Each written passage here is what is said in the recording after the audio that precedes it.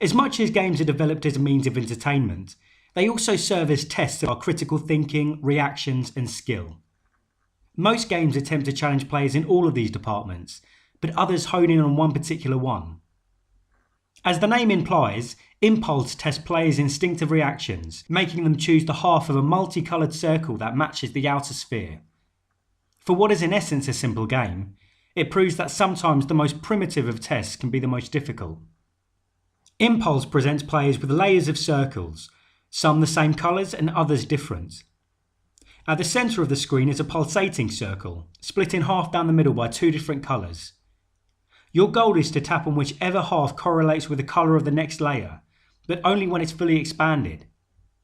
If you choose correctly, then the layer disappears for the next one in line, whereas if you choose the wrong half or tap the circle before it's fully expanded, then you'll lose part of your health.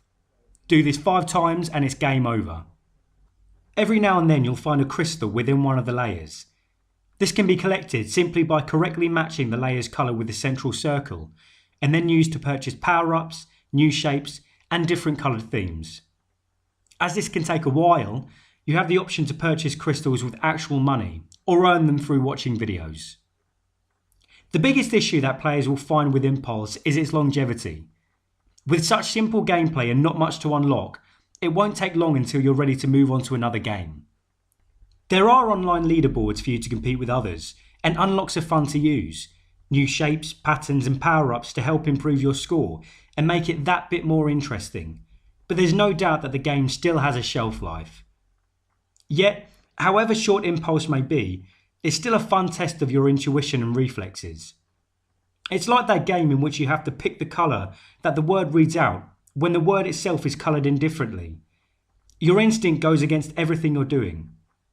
Because of that, it can become fiendishly tough and at times frustrating, especially when the centre circle begins moving faster. The higher your score, the more layers begin to break away also, so it's not always clear exactly which colour you need to pick.